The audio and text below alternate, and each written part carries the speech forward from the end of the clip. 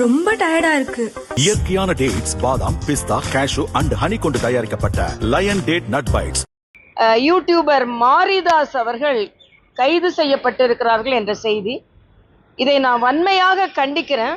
மரியாதைக்குரிய முதலமைச்சர் அவர்கள் பிரச்சாரத்தின் போது எதிர்க்கட்சியாக இருக்கும் பொழுது கருத்து சுதந்திரத்தை பற்றி பேசினார். கருத்து சுதந்திரத்தை பற்றி, ஆளும் ஆட்சியை பற்றி பேசுபவர்கள் கைது செய்வதை அவர் கண்டித்து பேசினார்.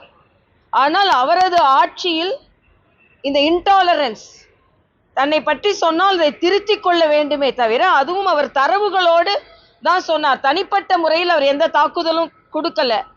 தரவுகளோடு இந்த அரசாங்கத்தில் இந்த குறைபாடுகள் இருக்கிறது என்று சொன்னது, கைது செய்யப்படுவது வன்மையாக கண்டிக்கத்தக்கது.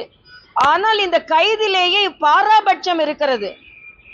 முக்தார் அவர் இன்னொரு யூடியூப்ல மிக மோசமாக பேசினார். இன்னும் சொல்ல போனா பெருந்தலைவர் காமராஜரை பற்றி மிக மோசமாக பேசினார். ஆனால் அவர் கைது செய்யப்படவில்லை. ஆக இவர்கள் ஒரே அளவுக்கு பாராபட்சமாக இந்த அரசாங்கம் நடந்து கொள்கிறது. அதே போல்தான் அமைச்சர் ஷாஜகான் அவர்கள், நாங்க வக்ஃப் திருத்த திட்டத்தை நாங்கள் ஏற்றுக்கொள்ள மாட்டோம், அதை நடைமுறைப்படுத்த மாட்டோம்னு சொல்றார். அது பாராளுமன்றத்தில் நடைமுறைப்படுத்தப்பட்ட, பாஸ் பண்ணப்பட்ட ஒரு பில் அது. ஆனா ஏன் இப்படி இவர்களாக ஆளாளுக்கு ஒன்று பேசிக் கொண்டிருக்கிறார்கள்? ஆனால் மத சார்பற்ற அரசு என்று சொல்லிக் கொண்டிருப்பவர்கள் மத சார்புள்ள அரசாக மாறிக்கொண்டிருக்கிறதோ என்ற தோற்றம் தான் வருகிறது. இந்து மத எதிர்ப்பு அரசாங்கம். அதாவது வக்ஃப் போர்டு சட்டத்தை பற்றி பேசுகிறார்கள்.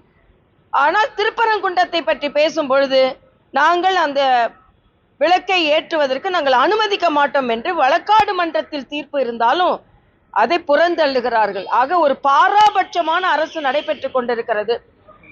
இன்னும் சொல்ல போனா, அன்னைக்கு நீங்க பாத்தீங்கன்னா மின்துறையில இருந்து ஹார்ட் டிஸ்க் காணாம போயிருக்கிறது, சிடிஸ் காணாம போயிருக்கிறது, சிபிசிஐக்கு நீங்க மாற்றப்பட்டு இருக்கிறது.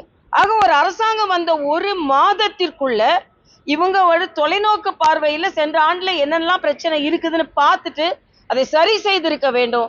சரி செய்யாமல் இன்று அவர்கள் அதை பற்றி சொல்பவர்களை கைது செய்வது வன்மையாக கண்டிக்கத்தக்கது. இதுல மாரிதாஸ் அவர்கள் அரசாங்கத்தை பற்றி பேசுவதை வன்மையாக கண்டிக்கிறார். ஆனா பெண் அமைச்சரை பற்றி அவர் தவறான கருத்து பதிவிட்டிருக்கிறார் என்று நான் கேள்விப்பட்டேன்.